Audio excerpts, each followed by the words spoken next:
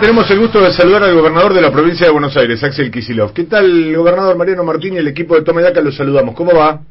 Buen día, Mariano. ¿Cómo andan? Bien, muchas gracias por atendernos. Para nosotros siempre es una gran oportunidad para ponernos al día con algunos de los temas. Y por supuesto que la coyuntura manda, como siempre en radio y en periodismo en general, manda la coyuntura. Y anoche, tardísimo, lo teníamos al gobernador de la provincia de Buenos Aires tuiteando, esto corre por mi cuenta, furibundo, relacionado con una presentación judicial que se hizo en contra de su esposa, gobernador. Sí, no, creo que fue a las 8 de la noche, capaz que voló. Más tarde. Puede ser que lo haya visto un poco más tarde. Sí. Así que lo de furibundo también te lo puedo matizar como el horario, pero no, la verdad que me enteré ayer durante la tarde que el macrismo, incluido, Yamil Santoro, pero también Patiño, que es diputado nacional del PRO, o sea que ya no es que es solo un denunciador serial, sino que son integrantes del macrismo formalmente y ante las instituciones, así que ya es un tema político de nuestra oposición. Me enteré que él hizo una denuncia judicial absolutamente ridícula a mi esposa, como fue todo este episodio desde el punto de vista judicial. No tiene ningún asidero legal, ningún abogado, sea de un lado o del otro, puede darle ninguna importancia, pero yo decía ahí el triángulo del lawfare, de aprovechar la llegada de determinados círculos del Poder Judicial, medios de comunicación, macrismo, para perseguir. Yo lo único que puedo decir es que me resulta absolutamente repugnante, me resulta una actitud cobarde y casi mafiosa, perseguir, amenazar y meterse con mi esposa, con mi familia. Uh-huh. Yo sé que estamos en un año electoral, lo sabemos todos, lo que pasa es que yo estoy haciendo una campaña de vacunación y se ve que el PRO, el macrismo, está haciendo una campaña sucia. Uh-huh. Y hay una diferencia muy grande entre lo que tenemos que hacer con los problemas que trajo la pandemia y este tipo de cosas que es para ganar una tapa del diario, para ensuciar, para perseguir, para hacer lo que han hecho cuando fueron gobierno, antes de serlo y ahora que son oposición.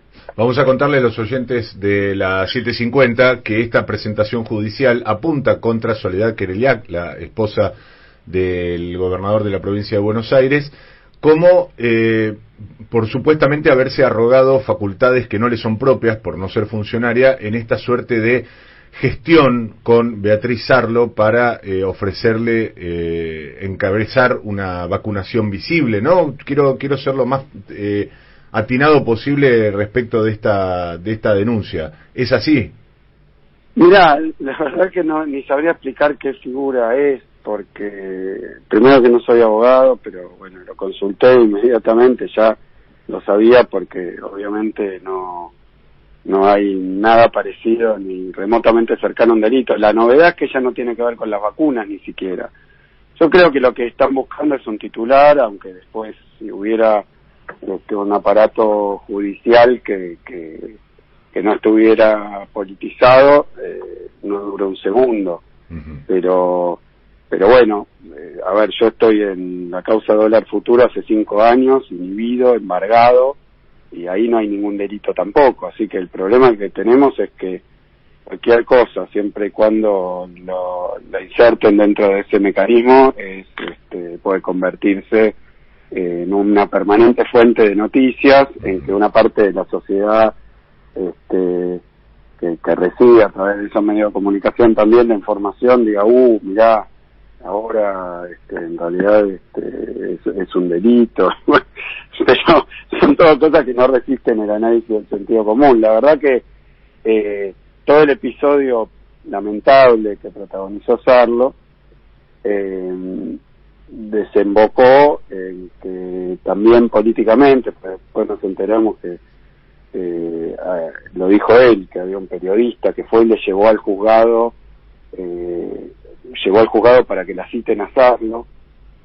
Sarlo va y se desdice de lo de una vacuna por abajo de la mesa, O sea que el episodio ese, lamentable, triste, está terminado. Pero se ve que le quieren sacar más jugo político. Por eso el otro día, aún cuando Sorlo se había ya públicamente había aclarado que no hubo nada bajo de la mesa, sacaron la tapa de Clarín de todas maneras, poniendo, bueno, la esposa de Kicillof ofreció una vacuna VIP que claramente ni le ofreció ni vacuna VIP, porque se entiende por vacuna VIP alguien que es amigo, o que claramente no es el caso de Sarlo, a la que mi esposa, que es Soledano, y hace 20 años, no es amiga que le está ofreciendo un favor, sino que había una campaña para fomentar la vacunación en aquella época que decían que era veneno. Entonces, para que aquellos que se habían creído, que muchos lo hicieron, que la vacuna no era confiable, o que era veneno y que no se querían inscribir, que yo siempre digo, Quirós decía que el 40% de los trabajadores de la salud dudaban de la vacuna en la ciudad de Buenos Aires, por escuchar estas cosas, seguramente. Entonces la idea era convocar a una cantidad de gente reconocida, y es más, mejor si no era de nuestro espacio político, pero tenía un poco de sentido común y de solidaridad. Entonces, para combatir contra esa campaña antivacunas, se pensó en diferentes personas y se le preguntó, se le mandó a preguntar si querían participar. Yo te diría casi todas dijeron que sí. Y después la campaña no se hizo, entre ellas estuvo Sarlo, pero claro, se le a través de un conocido a ver si ella participaría. Después, si la campaña se hacía y si efectivamente aceptaban, se lo haría de manera formal y todo lo que corresponde. Gobernador, ¿quiénes más estaban en la campaña? Eso me parece que es un dato que estaba faltando. No, solamente yo menciono a los que lo comentaron públicamente, porque ahora lo van a citar judicialmente los del PRO, así que no quiero, me parece que han generado una situación donde además esa campaña se hizo en varios países y yo no descarto que si llegan vacunas en la cantidad que se esperaba inicialmente y se empiezan a llegar, que haya que hacer campañas para que la gente se quiera vacunar, esta u otra, porque hay varios países donde ha pasado eso, donde Israel, por ejemplo, que la vacunación fue muy rápida. También convengamos que Israel nosotros creo que ya hemos recibido 4 millones de vacunas. En Israel son 8 millones de habitantes. Claro. O sea que con 4 millones de vacunas ya podés vacunar a la mitad de la población. Los países que son más pequeños se acceden a las vacunas en volúmenes considerables, bueno, vacunan como porcentaje de la población más rápidamente. Vamos a querer preguntarle al gobernador sobre el proceso de vacunación, pero me gustaría cerrar con 2 consultas muy cortitas el capítulo judicial de esta charla. Uno tiene que ver con, lo escuchamos asignarle directamente al macrismo esta denuncia, cuando uno podría ver los nombres de los denunciantes y desde por lo menos mi perspectiva suena a personalidades un tanto marginales. Uno en todo caso las puede asociar a la derecha más genéricamente, pero no hay, a diferencia de la denuncia por presunto envenenamiento, que sí la hicieron dirigentes de primera línea, sobre todo de la coalición cívica. En este caso uno no percibe que haya grandes figuras del macrismo poniéndole la firma a esta denuncia. Mira, el diputado nacional, creo que se llama Patiño de apellido, no lo sé. Sí. Es diputado nacional diputado nacional por el PRO. No sé a qué llamaría vos macrismo si un diputado nacional por el PRO, no hay millones de diputados. Del bloque del PRO, que no sé a cuál de los referentes responde, pero llegó a diputado nacional. Claro, no fue un libre pensador desde su perspectiva. No, tampoco es un denunciador serial de esos de abogados que los ves en la foto siempre con ellos, no es eso. Es un diputado nacional del bloque del PRO, o sea que se tiene que hacer responsable el macrismo, esa fuerza política, porque evidente, de nuevo, no hay duda, no hay ninguna duda. Y la otra pregunta que tiene que ver con este capítulo judicial es retomar por un momento la presentación suya, gobernador, en la Cámara de Casación Penal, el mismo día que habló también Cristina Fernández de Kirchner, por supuesto, haciendo acusaciones muy severas respecto de un sector de la justicia, del funcionamiento. La pregunta es, ¿hay una luz al final del camino desde la óptica del gobierno, del Frente de Todos, con la justicia, o hay una cuestión irreconciliable? Porque la verdad que tampoco uno percibe que desde el gobierno haya un impulso tan decisivo como en otros momentos sobre la reforma de la justicia, y si en todo caso esa reforma que plantea el gobierno apunta a una depuración sana del Poder Judicial. Quiero decir, ¿uno puede tener una mirada de mediano o largo plazo donde la justicia finalmente va a ser más justa en la Argentina? Mira, hay varios planos. Yo te contesto primero en el más general. La persecución a Cristina, bueno, yo, pero de una forma mucho menos, yo y muchos más, ¿no? Algunos que terminaron incluso presos sin juicio, sin los procedimientos judiciales, sin posibilidad de defensa, a veces de manera hasta preventiva. Eso fue un sistema que funcionó y que se consolidó durante el macrismo con la llamada doctrina Irurzun, con la ley del arrepentido y tomar declaraciones sin ni siquiera respetar la propia ley del arrepentido, sin registrarlas, así que directamente metodologías de apriete y bueno, con fines políticos. Yo creo que hay una parte del Poder Judicial en el caso de Bonadío, que era el que llevó la mayor parte de las causas contra Cristina, incluso Dólar Futuro es una causa que eleva a juicio oral rápidamente Bonadío, sin ningún elemento, y yo lo que creo es que, de nuevo, es una parte que tiene conexión con los servicios de inteligencia, con los medios de comunicación macristas, con la fuerza política del macrismo, y bueno, y trabajan de esa manera. Y eso hemos visto, mirá, la semana pasada creo que se conoció, estos últimos días, todo el famoso Lavallato se cayó como un piano, porque era todo un procedimiento absolutamente ilegal. Uh-huh. Y destinado a impedir la candidatura de Lula. Lo primero que uno ve es que el daño está hecho, porque hoy es presidente Bolsonaro, porque no lo dejaron presentar a Lula y lo encarcelaron para que no lo pudiera hacer en una causa que hoy ya la propia justicia brasilera marcó que era totalmente ilegal. Uh-huh. Entonces el daño está hecho.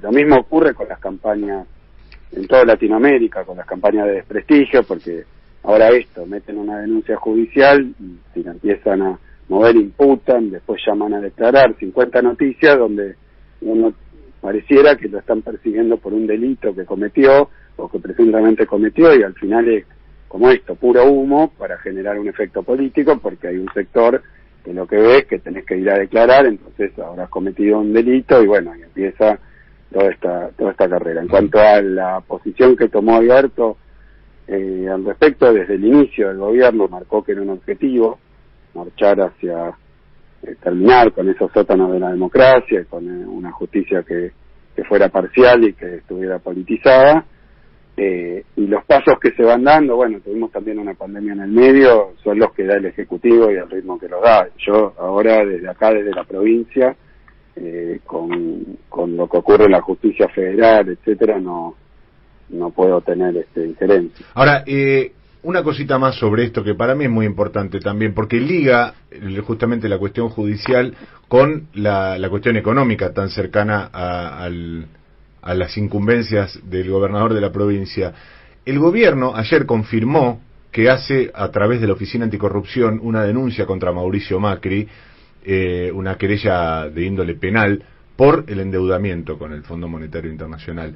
Entiendo que, por supuesto, no hay un parangón entre una denuncia probablemente más payasesca, como las que suelen hacer algunos dirigentes de la oposición, y esta.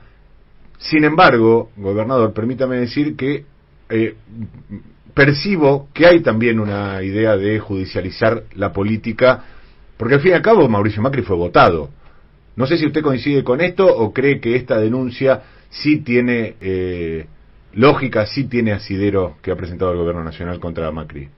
Mira, te digo en el caso Dólar Futuro, como porque vi que estaban tratando de hacer un paralelismo. Incluso hoy, muchísimos dirigentes de la oposición, que son los que hicieron esta denuncia, porque la iniciaron Negri y Pinedo, también los diputados, un diputado y un senador del PRO.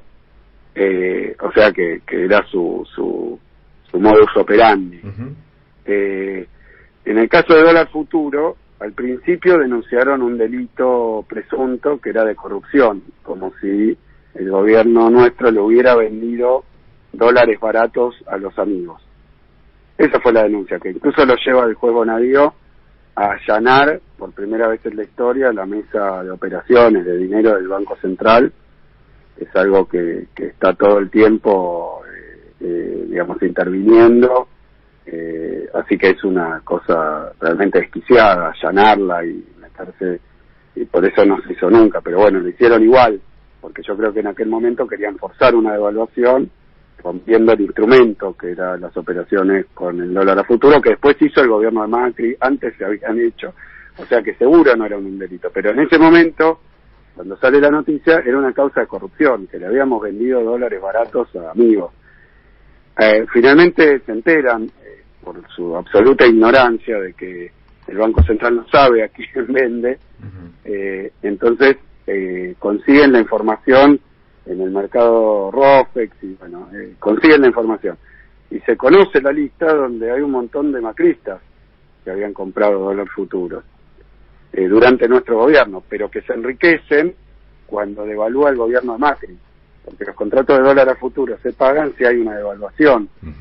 Entonces, bueno, ellos mismos denunciaron, intentaron forzar la devaluación, estaban comprando dólar futuro y después cuando llegan al gobierno devalúan, y ahí está el problema, porque esto no es un tema mío, de mi esposa, de nuestra fuerza, es que siempre por detrás de esto hay maniobras económicas o maniobras políticas o bueno, trabajar para que gane el neoliberalismo, y los resultados afectan a millones de personas.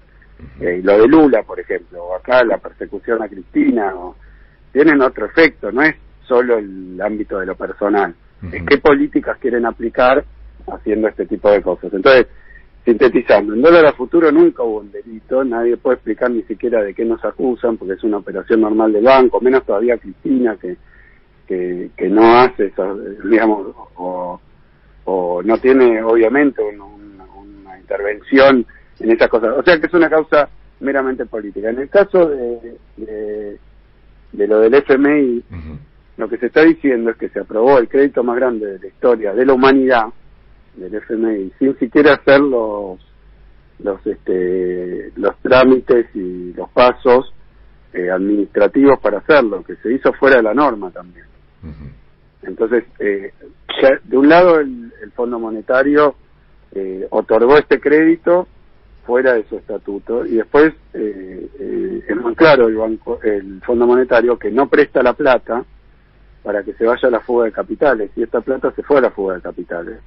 Entonces, después se conoció que funcionarios del gobierno norteamericano habían incidido en el Fondo Monetario para que diera este crédito, o sea que claramente quedó dicho que fue un crédito político del Fondo Monetario, impulsado por la administración de Trump para ayudar a Macri a ganar las elecciones, a pasar ese tiempo como mínimo, pero en el medio hay una pérdida infernal para cada uno de nosotros, porque ahora esta deuda está y hay que ver qué se hace. Entonces creo que es una situación distinta, no se está juzgando un acto de política económica que puede decidir un gobierno hacer, y uno puede estar de acuerdo o no, qué sé yo, lo que hacía Macri con la tasa de interés, la devaluación, incluso el dólar futuro, sería difícil de denunciarlo. Sí denunciar un delito, que es que si los que compraron dólar futuro durante nuestro gobierno después fueron los que devaluaron, fueron los que negociaron con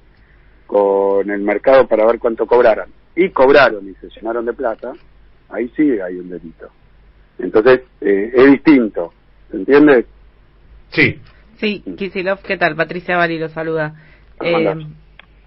Por eso que acaba de decir, digo, ¿hay una segunda vuelta entonces para la causa dólar futuro? ¿Cree que puede haber una denuncia por ese lado contra el macrismo? Mira, eso se conoció causa dólar futuro 2, y también se la apropió Bonadío, porque no tenía que ver, incluso estaba acusado el propio Bonadío, porque fíjate qué grado de tergiversación de la realidad, que los que estamos 5 años después inhibidos, embargados en el banquillo de los acusados, teniendo que dar explicaciones, somos nosotros que hoy, de nuevo, hay casi unanimidad en que eso no tiene ningún delito lo que ocurrió. Y del otro lado, en ese momento se presentó una denuncia cuando salió la lista de quienes habían comprado dólar a futuro, que eran varios amigos de Macri, que después repito, negociaron cuánto iban a cobrar, devaluaron, cobraron.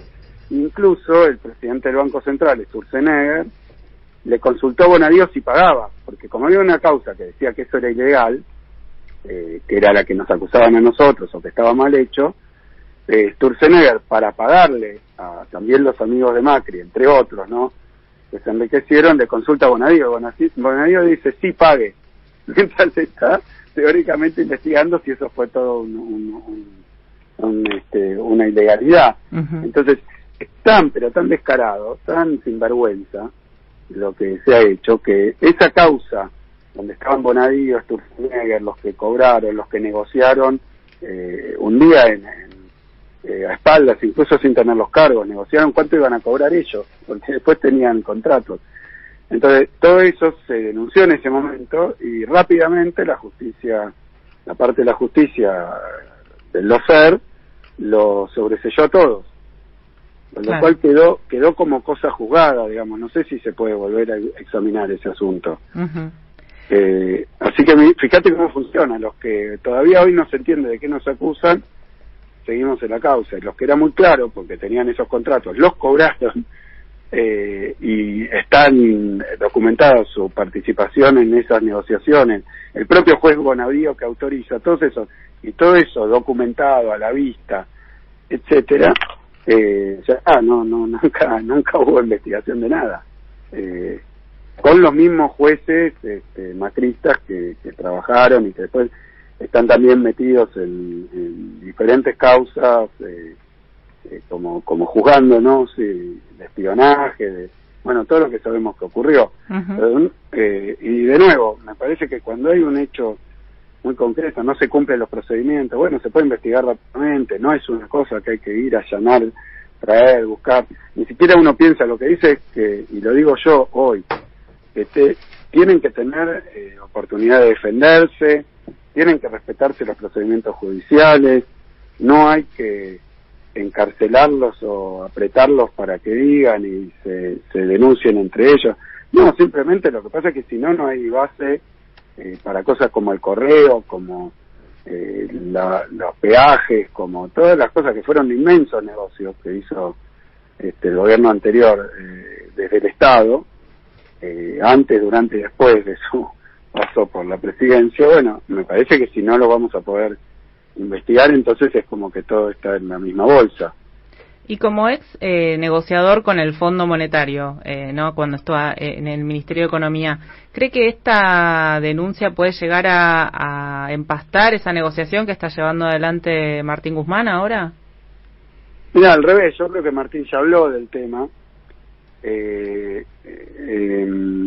Al revés, me parece que tanto del lado de lo que ocurrió en el que prestó la plata, que es el fondo, como en el que la recibió, que fue el gobierno de Macri, porque además uno va perdiendo la capacidad de absorber por lo rápido que pasan las cosas y también por este sistema mediático que tenemos, donde la noticia es que Sarlo dijo abajo de la mesa y después que no dijo no es noticia, y así sucesivamente, y van produciendo ese clima en la opinión pública. Pero si volvemos atrás y recordamos, Macri había dicho yo no voy a ir al Fondo Monetario, Pratgay había dicho yo no voy a ir al Fondo Monetario, todos ellos habían dicho, y un día para el otro dijeron anuncio que vamos al Fondo Monetario, festejemos porque nos va a dar el crédito más grande de su historia, o sea que había que festejar porque confiaban tanto en nosotros que éramos los más endeudados con el fondo en la historia de la humanidad. Esas cosas pasaron acá y las vimos, y yo era diputado, el otro día estaba repasando mis intervenciones, esto lo denuncié siendo opositor, diputado, públicamente, el hecho de que no se habían cumplido ni los estatutos del fondo. En aquel momento no sabía qué trámites se habían hecho, pero que se había hecho entre gallos y medianoche, que no se conocía. Me acuerdo que nosotros reclamábamos que llevaran al Congreso el crédito, que se pudiera discutir cómo eran las condiciones, porque después nos fuimos enterando de las condiciones y era un escándalo. Uh-huh. Entonces se hizo claramente y en tiempo real, de manera absolutamente oscura, y bueno, fue un préstamo político para la campaña Macri, y que para colmo perdió las elecciones y nos dejó la deuda. Hablando de la deuda, la provincia extendió la negociación hasta fin de este mes, la negociación de deuda con los bonistas extranjeros. Quería consultarle qué es lo que está trabando esa discusión, porque creo que es la vez 13, digamos, que se estira el plazo, y si también están esperando que haya una resolución del acuerdo con el FMI antes de cerrar con los bonistas privados.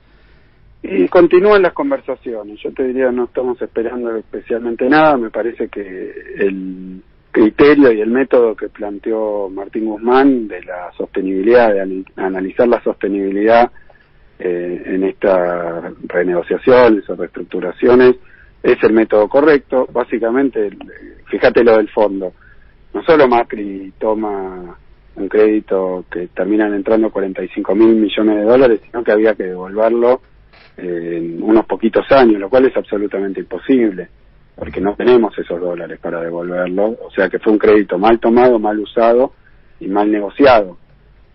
Eso ahí, obviamente, si además se hizo sin respetar los mecanismos de consultas y no participaron las áreas técnicas, o sea, 3 personas decidieron endeudarnos para un montón de tiempo, tal vez para siempre con el Fondo Monetario.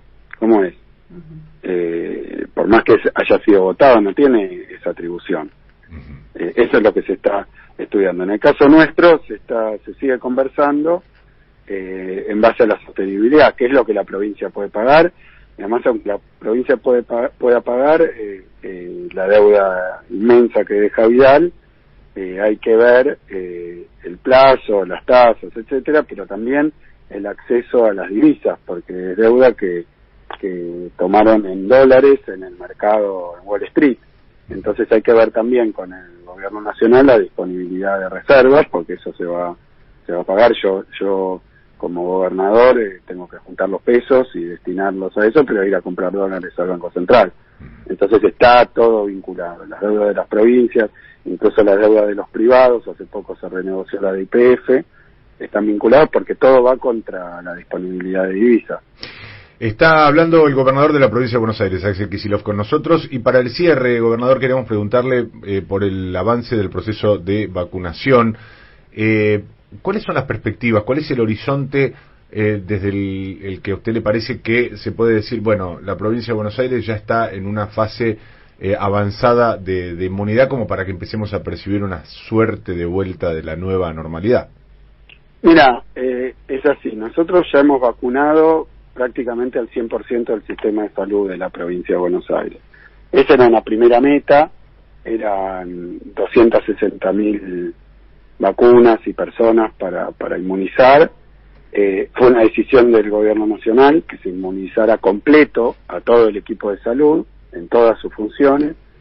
Eso es muy importante en la perspectiva de la llegada posible de una segunda ola, como estamos viendo acá ya en la región, en Brasil, etcétera, porque entonces uno tiene el sistema de salud protegido y bueno, y el resto de la sociedad puede reposar sobre eso, cosa que no pasó durante la primera ola del COVID, donde todos los días, yo estuve encima de esto diariamente y nocturnamente también, porque se contagiaba los médicos, las enfermeras, los trabajadores, y había que cerrar todo un servicio de terapia intensiva y trasladar a la gente que estaba ahí, porque cuando entraba el virus y contagiaba al personal, entonces no solo eran nuevos contagios y ellos mismos con el riesgo, sino también que se perdían la fuerza que tenemos para darle una pelea sanitaria al virus. Entonces, ese era el primer objetivo. Después comenzamos a vacunar mayores de 70, ahí ya vamos,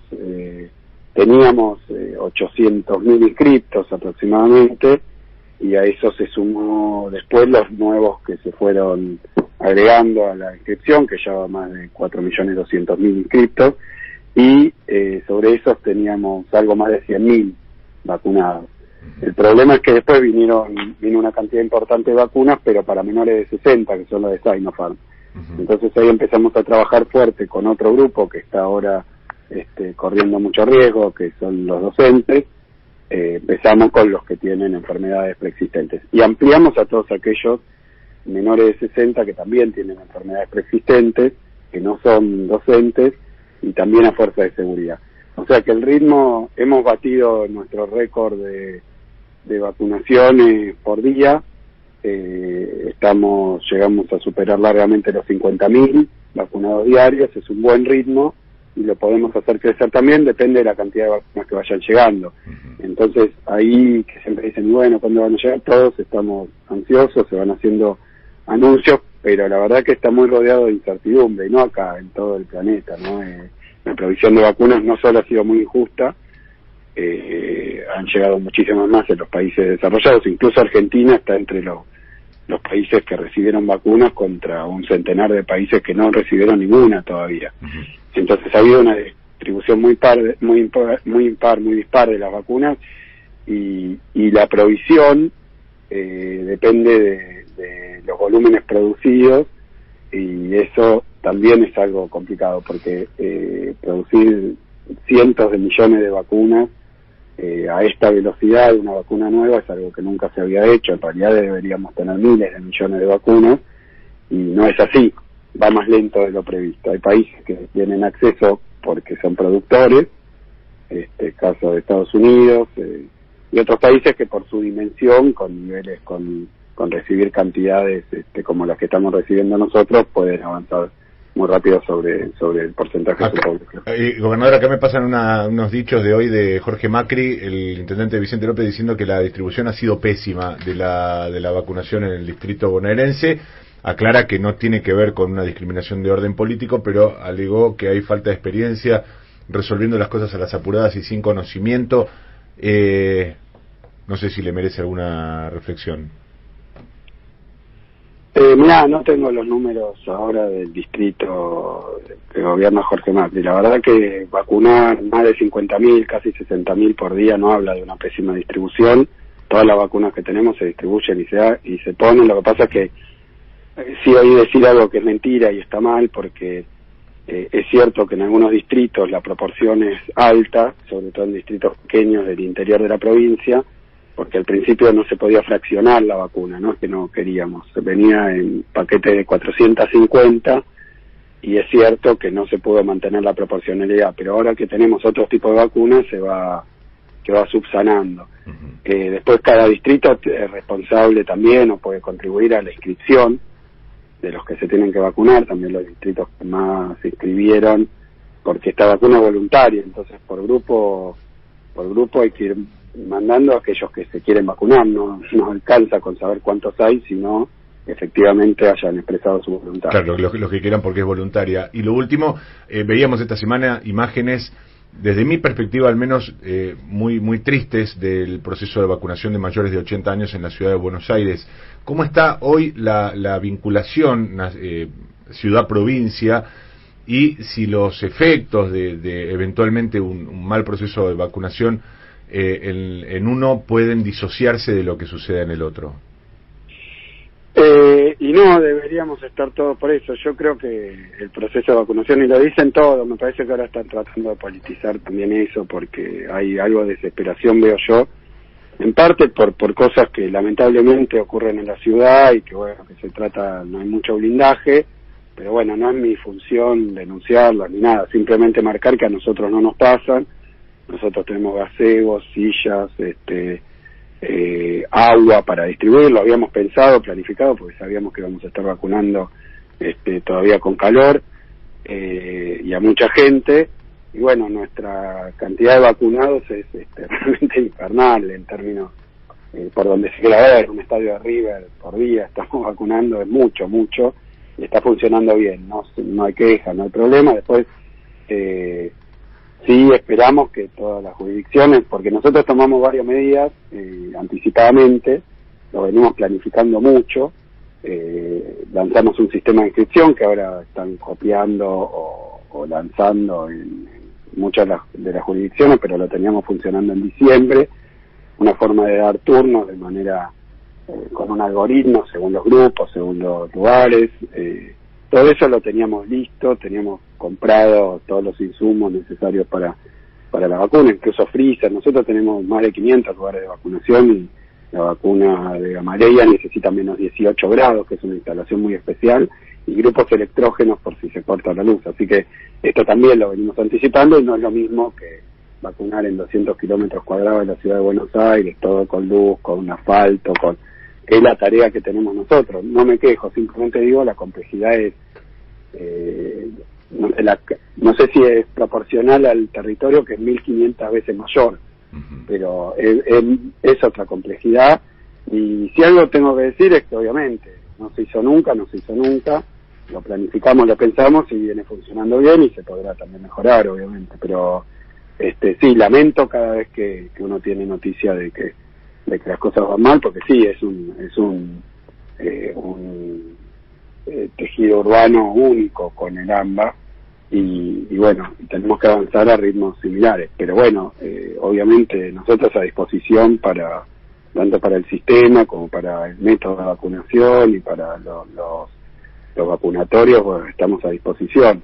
De hecho, hemos abierto un vacunatorio en la ciudad, en la Casa de la Provincia, porque hay mucha gente que tiene domicilio en provincia y tenemos que vacunarla nosotros, pero trabaja en capital, entonces le resulta más sencillo. Entonces estamos también vacunando ahí en capital con nuestro método y con los turnos y bueno, viene saliendo bien, pero simplemente con el objetivo de hacerlo de la manera más cómoda, más rápida y que llegue a todo el mundo. Y además, última cosa que te digo, una forma es tercerizarla a la vacunación, si uno no quiere abordar la complejidad que tiene desde el punto de vista de política de Estado, que eso es lo que yo llamo privatizar. Yo también hay un montón de clínicas privadas, yo podría darle las vacunas a ellos y decirle, ustedes vayan vacunando a los que son socios de ustedes, pero me parece inequitativo absolutamente, porque entonces termina vacunándose el que tiene capacidad de